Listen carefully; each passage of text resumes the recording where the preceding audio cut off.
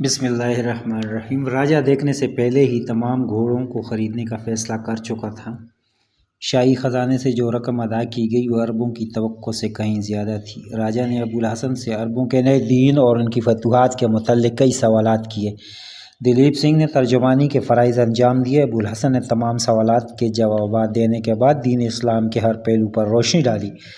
راجہ نے اسلام کی بہت سی خوبیوں کا اعتراف کرنے کے بعد ابوالحسن سے دوبارہ ملاقات کا وعدہ لے کر اسے رخصت کر دیا۔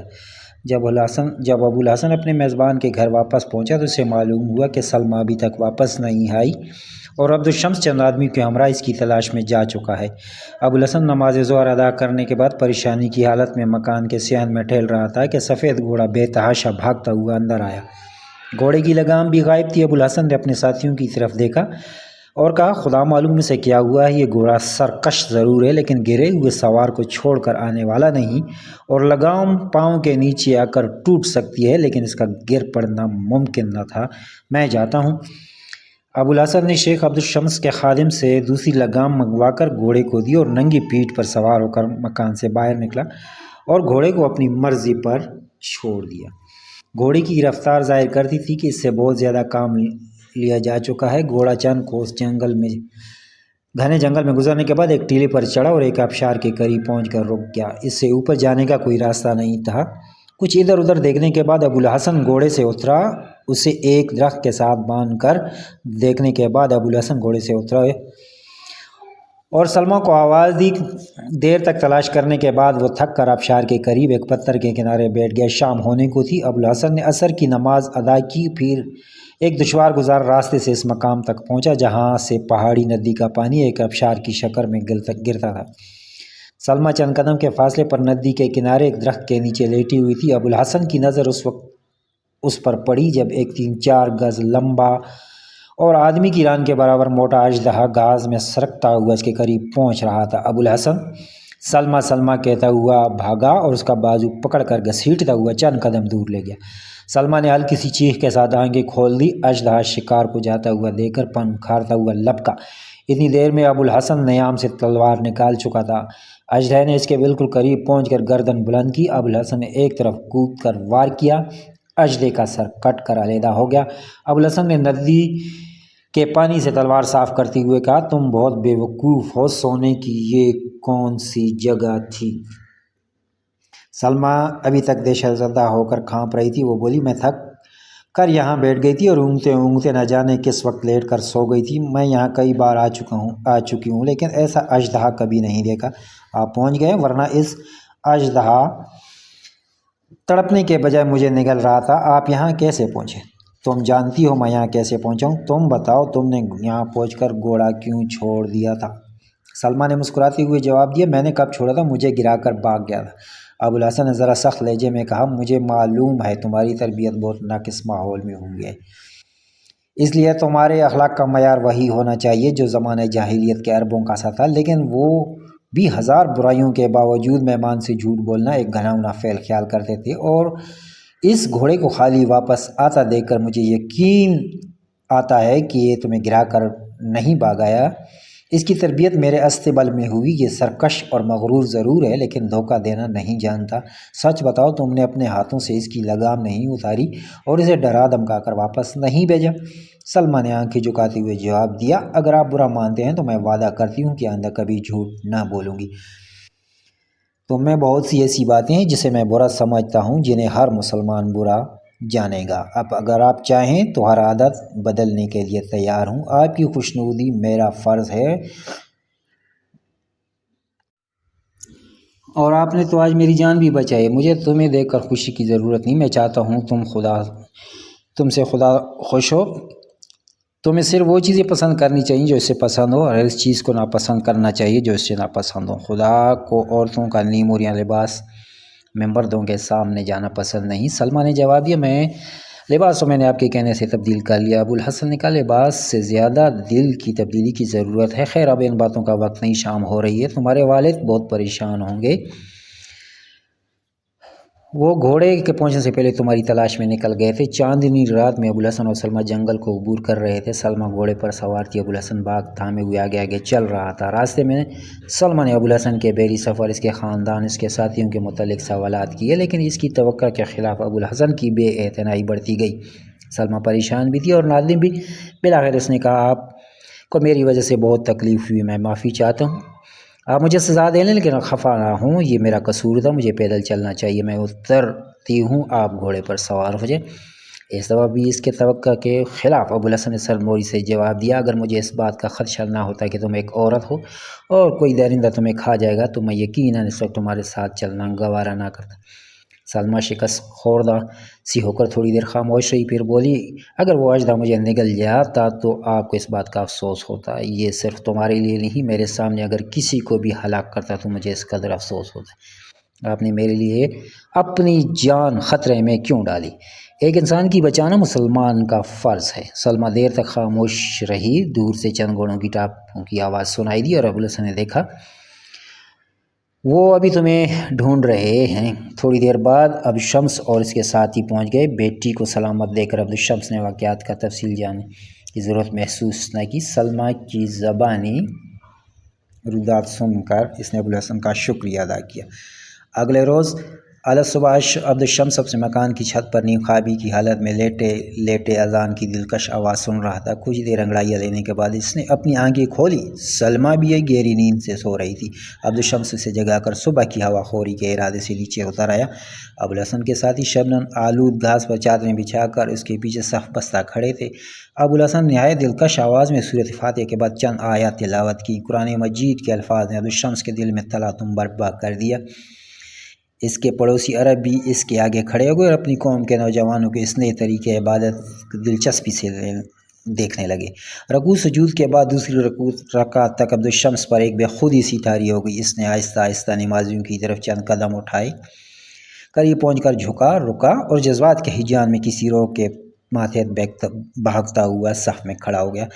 اس کے ساتھیوں نے اس کی تقلید کی۔ نماز کے اختتام پر ابوالحسن نے اٹھ کر عبدالشمس کو گلے لگایا۔ عبدالشمس کی آنکھوں میں مسرت کے آنسو چھلک رہے تھے۔ عبدالشمس اور اس کے ساتھیوں نے اسے مبارکباد دی۔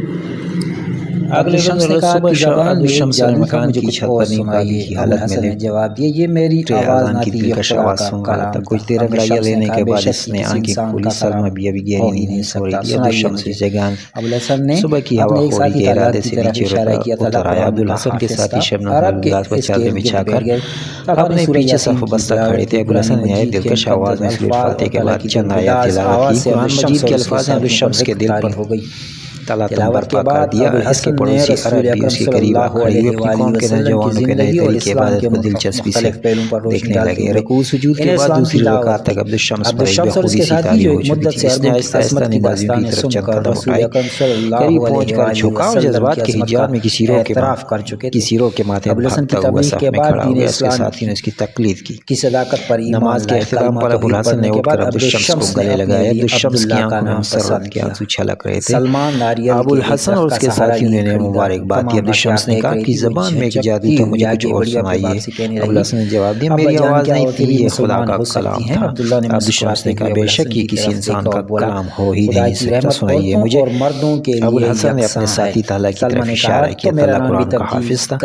عرب اس کے ارد گرد بیٹھ گئے۔ طلحہ نے سورہ یاسین کی تلاوت کی، قرآن مجید کے مقدس الفاظ اور طلحہ کی دلگداز آواز سے عبدالشمس ساتھی پر رکت طاری ہو گئی۔ تلاوت کے بعد ابوالحسن نے رسول اکرم صلی اللہ علیہ وآلہ وسلم کی زندگی اور اسلام کے مختلف پہلوؤں پر روشنی ڈالتے ہوئے اس نے اسلام کی دعوت دی۔ عبدالشمس اور اس کے ساتھی جو ایک مدت تک عربوں کی عظمت کی داستانیں سن کر رسول اکرم صلی اللہ علیہ وآلہ وسلم کی عظمت کا اعتراف کر چکے تھے، ابوالحسن کی تبلیغ کے بعد دین اسلام کی صداقت پر ایمان لائے۔ کلمہ توحید پڑھنے کے بعد عبدالشمس نے اپنے گھوڑی خریدنے کی خواہش ظاہر کی، اس لیے ہمارا جہاز چوتھے روز واپس روانہ ہو جائے گا۔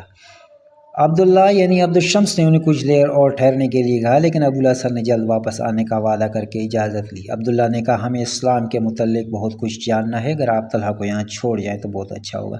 ابو الحسن نے طلحہ کی طرف دیکھتے ہوئے جواب دیا، اگر یہ پسند کریں تو میں انہیں بخوشی یہاں چھوڑنے کے لیے تیار ہوں۔ طلحہ نے یہ دعوت خوشی سے قبول کر لی۔ اگلے دن ابو الحسن کے ساتھی جہاز کے بادبانوں کی مرمت اور خورد و نوش کا سامان خریدنے کے لیے روانہ ہو چکے تھے۔ دلیپ سنگھ اور عبداللہ سے مشورے کرنے کے بعد ابو الحسن نے تمام سرمایے سے 8 ہاتھی اور باقی جہاز ناریل سے بھر لیا۔ شام کے وقت ابو الحسن عبداللہ کے باغیچے میں چہل قدمی کر رہا تھا کہ پیچھے سے کسی کے قدموں کی آواز سنائی دی۔ مڑ کر دیکھا تو سلمیٰ کھڑی تھی۔ وہ چہرہ جو 2 دن پہلے مسرتوں کا گہوارہ تھا، اب حزن و ملال کی تصویر بنا ہوا تھا۔ وہ آنکھیں جو اندھیری رات کے ستاروں سے زیادہ دل فریب اور چمکیلی تھیں، اب پررم تھیں۔ اس نے قدرے بے اعتنائی سے پوچھا، سلمیٰ تم کہاں جا رہی ہو؟ ابو الحسن کا روکھا پن دے کر ضبط کی کوشش کے باوجود اس کے آنسو چھلک پڑے۔ کانپتے ہوئے دونوں ہونٹوں سے درد کی گہرائی میں ڈوبی آواز نکلی، آپ پرسوں جا رہے ہیں؟ ہاں لیکن تمہیں کیا ہوا؟ تم کیوں رو رہی ہو؟ کچھ نہیں، کچھ بھی تو نہیں۔ آنسو بھیگی ہوئی مسکراہٹ ابو الحسن کے دل پر اثر کیے بغیر نہ رہی۔ اس نے کہا، سلمیٰ تم ابھی تک وہی ہو، اسلام قبول کرنے کے باوجود تم میں کوئی تبدیلی نہیں دیکھتا۔ اب نامحرموں کے سامنے آنے سے اجتناب کرنا چاہیے۔ ایک مسلمان لڑکی کا سب سے بڑا زیور حیا ہے۔ آپ اب تک مجھ سے خفا ہیں، آپ کے کہنے پہ میں نے لباس بھی تبدیل کر لیا ہے، نماز پڑھ چکی ہوں، پرسوں سے میں نے گھر سے باہر بھی قدم نہیں رکھا۔ یہ بھی ضروری ہے کہ میں مسلمان کے ساتھ بھی نہ ہوں؟ ہاں یہ بھی ضروری ہے۔ میں طلحہ کو یہاں چھوڑ جا رہا ہوں، وہ تمہیں ایک مسلمان عورت کے فرائض سے آگاہ کرے گا، تمہیں اسلام کی صحیح تعلیم دے گا۔ سلمیٰ نے جواب دیا، مجھے کسی اور تعلیم کی ضرورت نہیں، آپ جو حکم دیں گے میں مانوں گی۔ آپ کے اشارے پر میں پہاڑ سے کودنے اور ہاتھ پاؤں باندھ کر سمندر میں چھلانگ لگانے کے لیے تیار ہوں۔ ابو الحسن نے کہا، تمہیں اگر میری خوشی اس قدر عزیز ہے تو سنو، میں اس کے سوا اور کچھ نہیں چاہتا کہ تم سر سے پاؤں تک اسلام کے سانچے میں ڈل جاؤ۔ سچے مسلمان کی ہر نیت، ہر فعل کو کسی انسان کی خوشی نہیں بلکہ خدا کی خوشی کا طلبگار ہونا چاہیے۔ کلمہ پڑھنے کے بعد تم ایک ایسی دنیا میں پاؤں رکھ چکی ہو جو ایک لامتناہی جد و جہد کا گھر ہے۔ اس میدان میں کودنے والے کے دل میں آنسوؤں اور آہوں کے لیے کوئی جگہ نہیں ہونی چاہیے۔ مسلمان کے لیے زندگی ایک بہت بڑا امتحان ہے۔ اس کے پہلو میں وہ دل ہونا چاہیے جو خدا کی راہ میں زندگی کی بلند ترین خواہشات کو بھی قربان کرنے سے نہ گھبرائے۔ اس کا سینہ تیروں سے چھلنی ہو لیکن زبان سے تک نہ نکلے۔ تم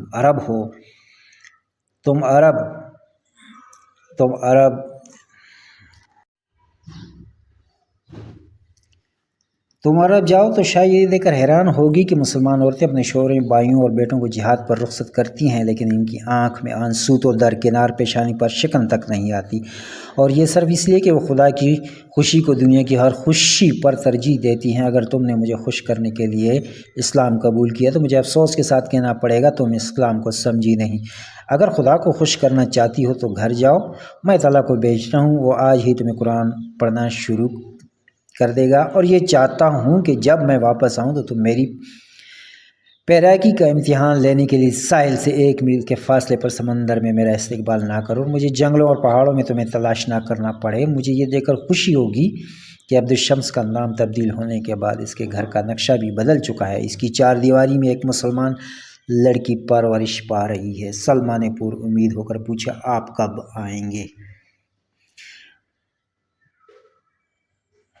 میں دن معین نہیں کر سکتا، یہی ارادہ ہے کہ گھوڑے خریدتے ہی وہاں سے واپس آ جاؤں۔ اگر مجھے جہاد کے لیے کہیں جانا پڑا تو ممکن ہے میں دوبارہ نہیں آ سکوں۔ سلمیٰ کے چہرے پہ ایک باریک سی اداسی چھا گئی، اس نے آنکھوں سے آنسو بھرتے ہوئے کہا، نہیں یوں نہ کہیے، خدا آپ کو واپس ضرور لائے گا، تم دعا کرتی رہو تو انشاءاللہ میں ضرور آؤں گا۔ سلمیٰ نے کہا، دعا؟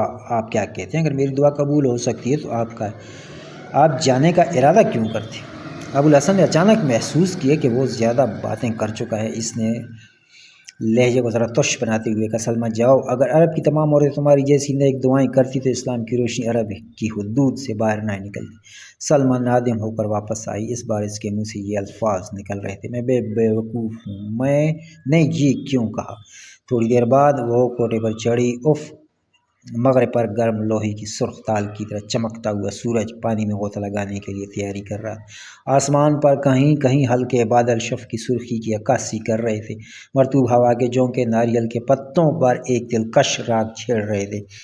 ارد گرد کی تمام مناظر سے ہٹ کر سلمیٰ کی نگاہیں سمندر کے کنارے عربوں کے جہاز پر مرکوز ہو گئیں۔ دل میں ہی جان بپا ہوا اس نے ہاتھ اٹھا کر دعا کی، اے خشکی اور تری کے مالک، مجھے ایک مسلمان عورت کا ایمان دے، مجھے سیدھی راہ دکھا، اور جب وہ واپس آئیں تو مجھے دیکھ کر خفا نہ ہوں۔